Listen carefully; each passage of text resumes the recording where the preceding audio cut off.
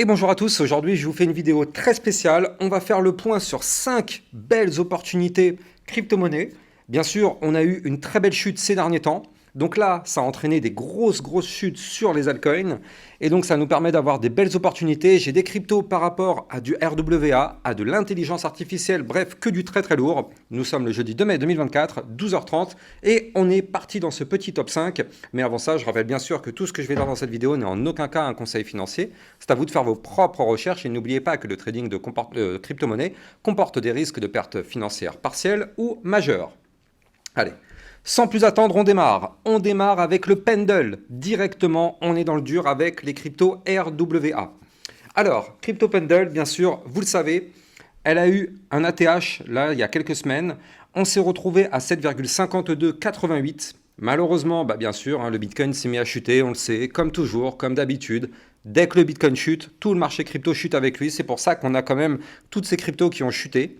En tout cas, du côté du Pendle, eh bien là, on voit qu'on est revenu rechercher quand même pas mal de niveaux clés très intéressants.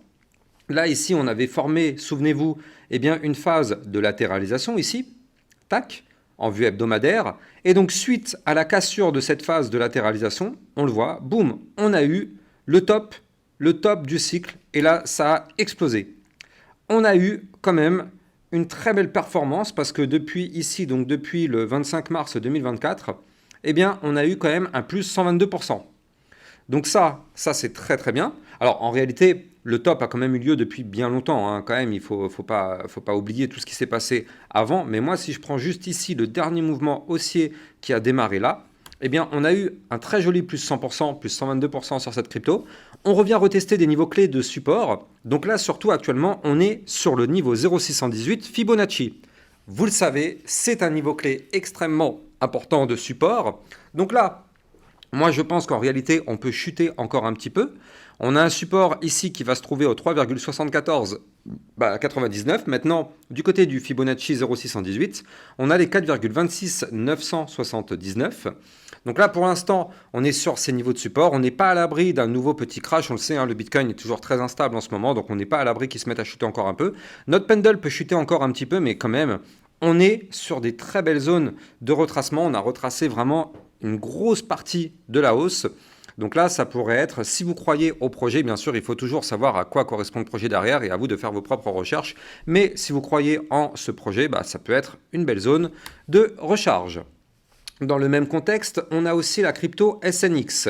Donc là, c'est pareil, on est dans le domaine des RWA, encore une fois. Et donc là, du côté du SNX, on avait formé ici, pendant tout le bear market, une énorme phase de latéralisation. Vous le voyez ici, depuis le 9 mai 2022, jusque-là, le 13 novembre 2023, on a eu une sortie du range par le haut, boum, on a eu une explosion suite à ça. Et là, en fait, vous le voyez, on est revenu dans notre zone d'accumulation bear market.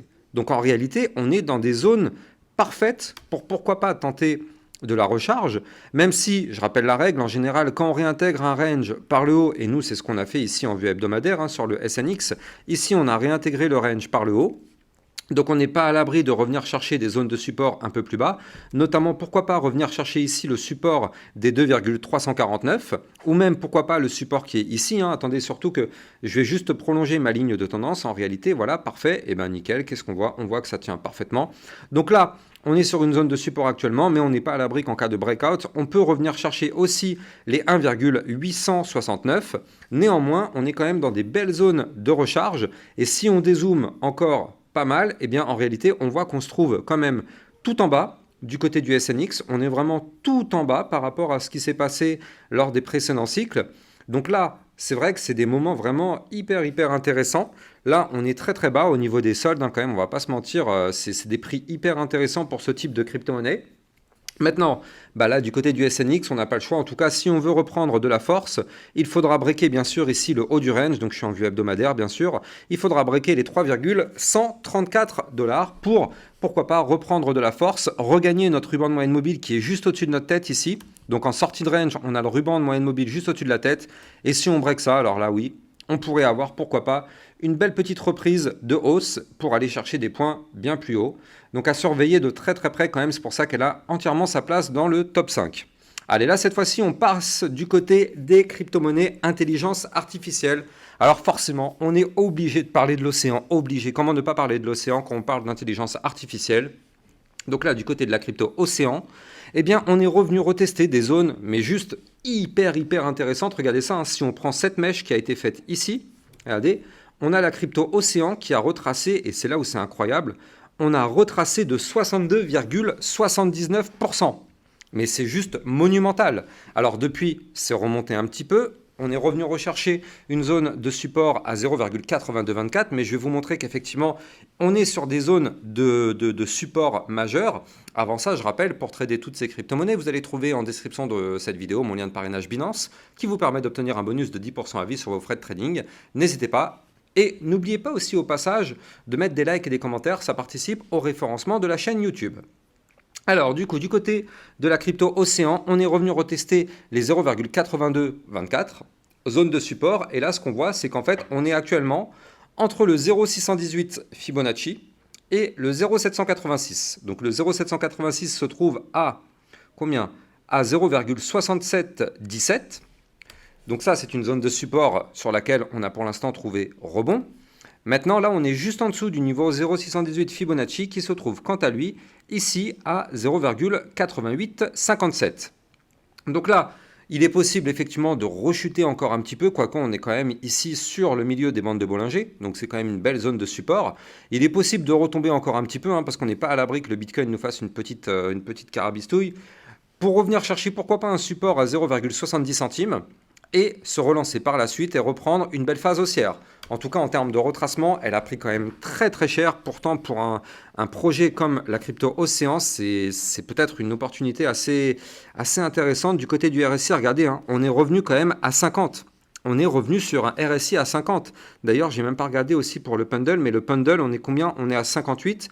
Et pour le SNX, on est revenu, regardez ça, le SNX en vue hebdomadaire, on est à 39 du côté du RSI, on est à 39, donc on est dans une zone de survente.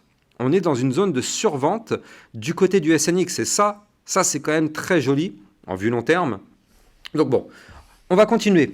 On continue avec la crypto CKB. Donc celle-là, bon, je vous en ai déjà parlé depuis quelques temps. De toute façon, vous le savez, la CKB, je vous l'analyse de façon très régulière, peut-être 2 à 3 fois par semaine sur ma chaîne YouTube. N'hésitez pas à vous abonner si cette crypto vous intéresse et si mes contenus vous intéressent. Et là, qu'est-ce qu'on voit du côté du CKB? On voit que suite au retracement qu'on a connu, on a fait quand même une chute à noter de 63,94%. C'est juste colossal en vue long terme. 63% de baisse quand même. Donc là, du côté du CKB, on est actuellement sur le niveau 0,618 Fibonacci, voire même un tout petit peu en dessous. Donc le niveau 0,618, il est ici à 0,015798.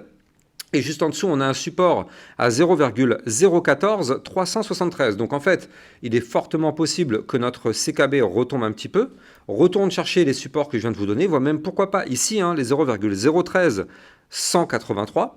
Allez, soyons fous, on peut même retomber à 0,011 888 ici, qui serait quand même une très belle zone de support.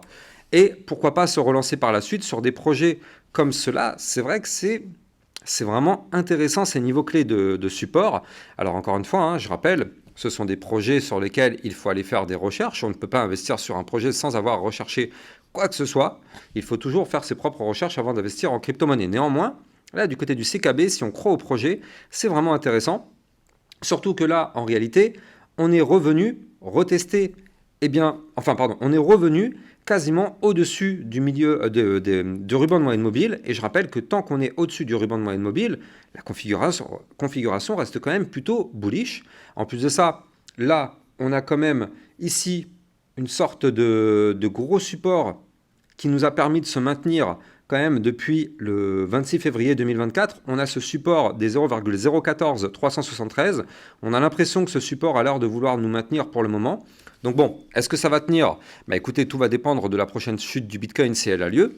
En tout cas, là, on est vraiment sur des niveaux clés à surveiller de très près le CKB. En tout cas, si jamais on se met à remonter, on aura une résistance à 0,017 250, une autre à 0,020 024, et donc si on reprend de la force, on pourra venir chercher les 0,024 250. Donc là, du côté du CKB, effectivement, ça, ce serait les targets à aller chercher au minima, si on reprend de la force pour aller remonter. Et je rappelle que Là, du côté du CKB, on avait formé un ATH ici. Enfin, est-ce que c'était un ATH d'ailleurs? C'est une bonne question. Ah non, même pas. C'était même pas un ATH en fait. Si on remonte dans le passé, on a été plus haut.